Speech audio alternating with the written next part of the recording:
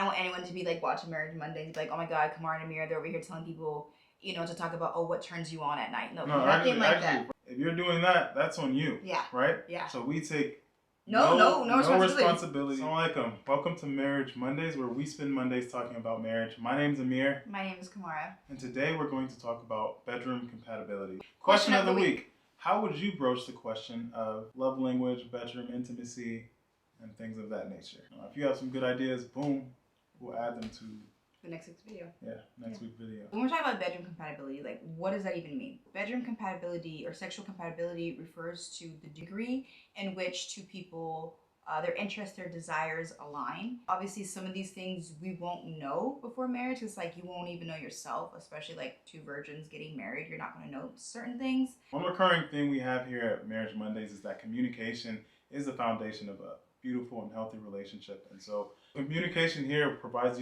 us with the ability to be open, to be honest with ourselves and with our potentials in the bedroom and ultimately in the relationship. With communication comes the ability to talk about consent and boundaries, which is very important in a relationship.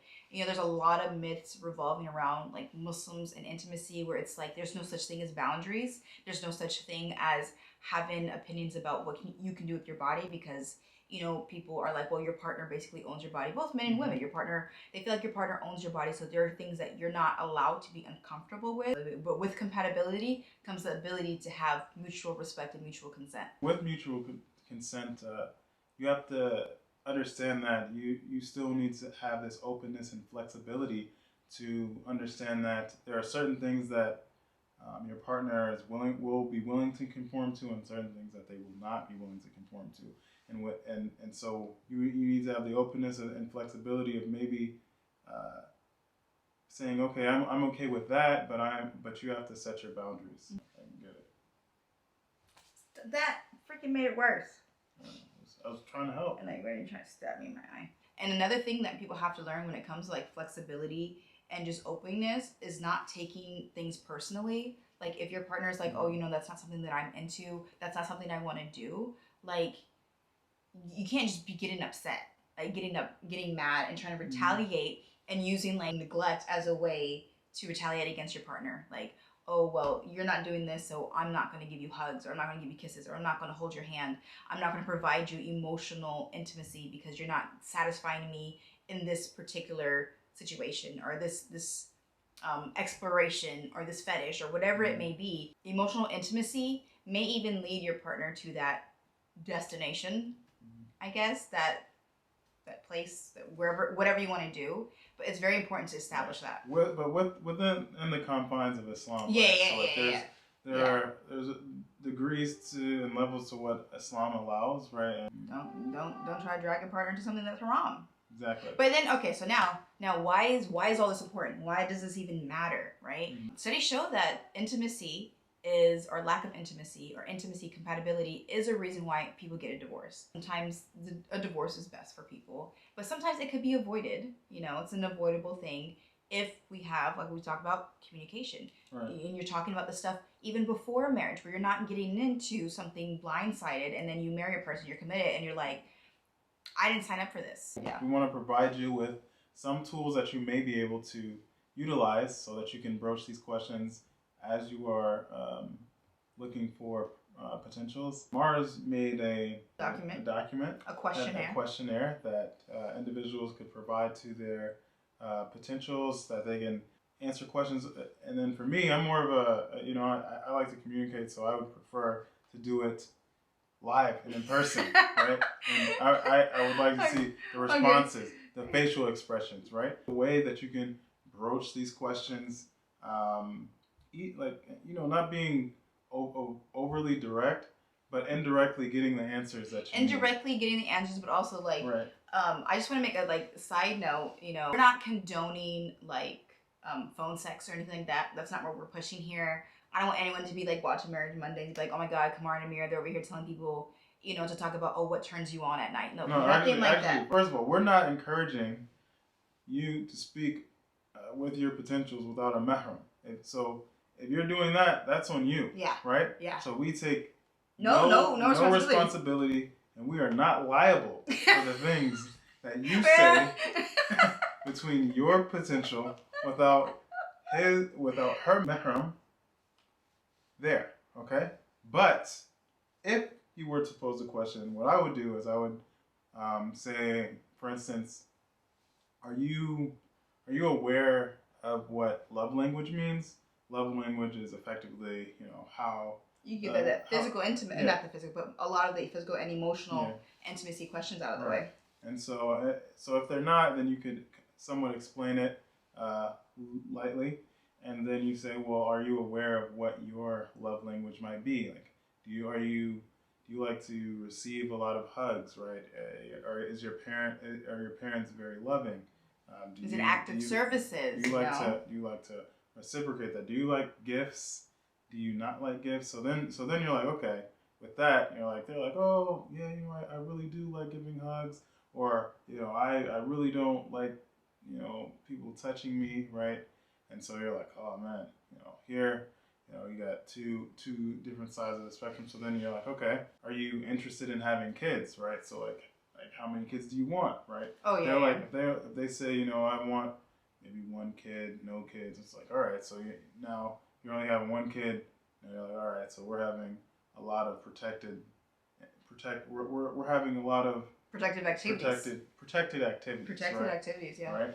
Then it's like, do they believe in protective activities? Mm-hmm. Right. These are questions you gotta ask. Do you believe in protected activities? Yeah. What does that mean? Oh man. I mean, what other things could you say? I mean, it kind of just gets the conversation going, and ultimately you want to try to learn as much about your partner as would allow you to feel comfortable. Yeah, and then within like the boundaries of Islam, obviously. Right. There's certain things that you probably can't, or you shouldn't ask. Like I don't know if you could just directly ask, like, how much sex do you want to have, right? And also, your mahram's there. Oh man, like that's a wild question. That is a wild question, but also to even expect someone to know that question is wild. Mm-hmm. Exactly. But some people. Yeah, I mean, yeah, it does depend. Like, if someone's had experience before in the past, and they can gauge and kind of figure out that. But like, if you're marrying a person with no experience, or you're presenting yourself as a person with no experience, then that's definitely not a question to bring up. Me personally, I don't know, like, traveling back in time 10 years ago, if I would have been comfortable asking like these kind of questions. I mean, honestly, it wasn't even in my mind. It wasn't even like that thought, like, oh, this is something that should be talked about. But now, 10 years in, it's like you see all these other people having issues with, like, their intimate relations, whatever, and it's like, this could have been avoided. One thing that's really important is that you should ask a question along the lines of, like, what are there anything that would prevent you from being able to have, like, proper intercourse? That's a valid question that you could ask in front of Madam easily. And I think on both parts you should share, because there are some people who have dysfunctions, vaginal or erectile, which should if they know, they should tell themselves. Other people have issues with whom they're actually attracted to, and those things are obviously grounds for divorce, and they do. Oh, let's specify what we mean by, like, attracted to, because we don't want people thinking, like, oh, So there are certain individuals who are called minor attracted people currently, and those are individuals that you don't want to be involved with. There are other individuals, men who are attracted to men who marry women, and so it makes the relationship difficult because of that. There are also women who are attracted to women, and for men it makes the relationship difficult because they're actually not attracted to you. And it's possible that, if you ask that question, maybe they'll be forthcoming about it. Yeah, but maybe they won't. But at the same time, it's like, if someone asks you, dude, just be straight up. Yeah. Like, you don't gotta say, like, oh, I'm gay. Yeah. But it's like, you know what? Now that you mention it, I'm not attracted to you. Right. And the thing is, like, sometimes the family are the ones pushing this, right? They're aware that their child has certain tendencies, and they are thinking that marriage is a way to help them in their struggle. It's really traumatic situation. Like, and that's like another thing is like asking your, your potential. What is your physical preferences? In terms of like weight, height, etc. Body type. You don't have to go into details like, oh, I like, and describe in very vulgar detail what you like, but to have a person be aware whether or not they fit that type, because it's like. And in recent conversation with individuals who are looking for spouses, that's something that a lot of people are talking about, like what their and that gets into what their expectations of you and your attraction, right? So like there are some men who are like, I don't want you to put on weight, right? Which aside from obviously getting pregnant and things, they're actually they're serious about that. And for me, in the same regard, a woman might not want you to go from 150 to 250, right? There's some men who are like, I don't like women that wear a lot of makeup, right? And if you're Korean, maybe there's some women that say, I don't want my man wearing makeup, right? What's so funny?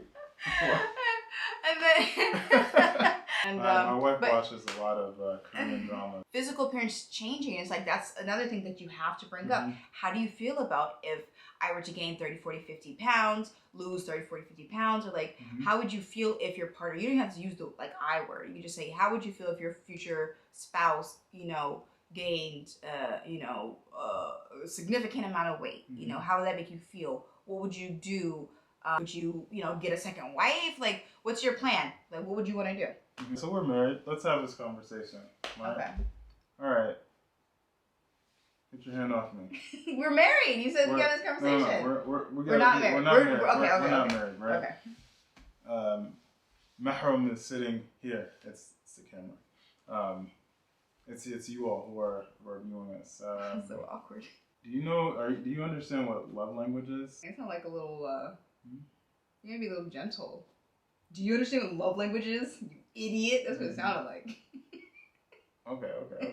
I get that. I come from a family that's we're huggers, right? Right. We all love giving each other hugs. We're very family oriented, and that's something that I also like to give as well. So like I'm a big hugger. I like to show affection. Is your family similar? Is your family more on the like personal so space kind of thing? Yeah. I feel like I may need warnings. Hugs coming in. I have to be like mentally prepared for a hug. Like subtle hug is my jump scare. Yeah. So it's So like if you saw me and I'm smiling and I go like this, you'd be like afraid of me. No. A hug? No. If I saw you, like if you're extending your arms out, and I'm like, okay, that means hug. But if I'm walking and then it's just like a quick like. Oh, you touch me. Sorry, haram. Like a quick thing that may frighten me. So it's something that it would definitely have to ease into. But eventually, I may get to that point. But right now, it's not something that I would feel completely comfortable with having a bunch of physical touch. That's understandable. As a boundary. As for me, the only thing that I don't like for sure is that I don't like people. I don't like being jump scared either. So I don't like people jumping on my back, things like that. Really coming from behind at all.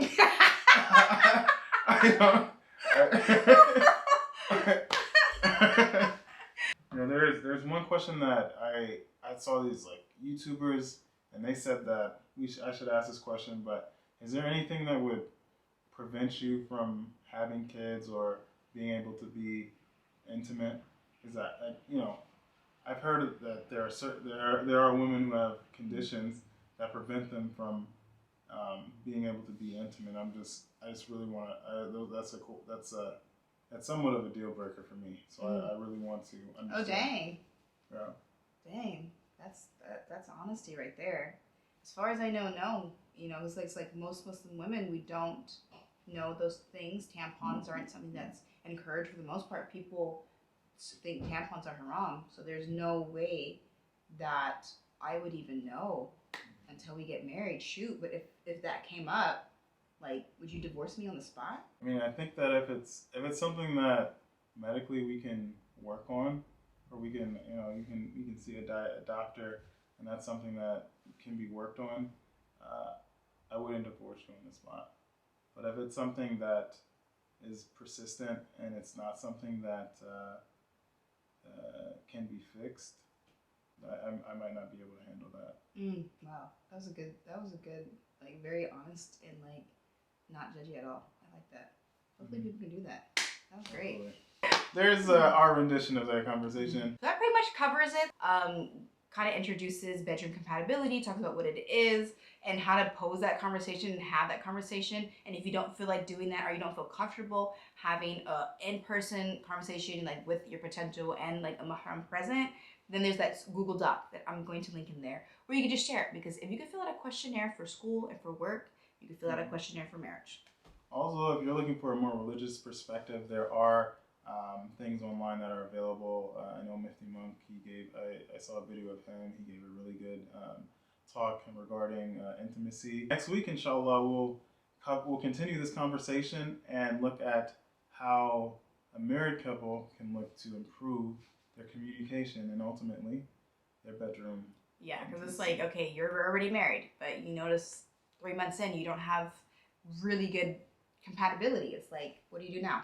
3 months. 3 months. That's pretty quick. Exactly. And people, babe, when I tell you Muslim Reddit, don't go on Muslim marriage Reddit. 3 months, people are 3 months. struggling.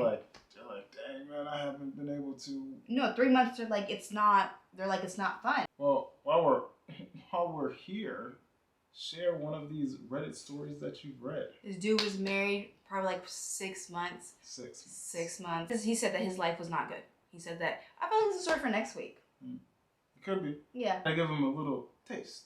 Well, he said he was miserable because his wife wasn't exciting. Yeah. Don't forget to comment, like, and subscribe.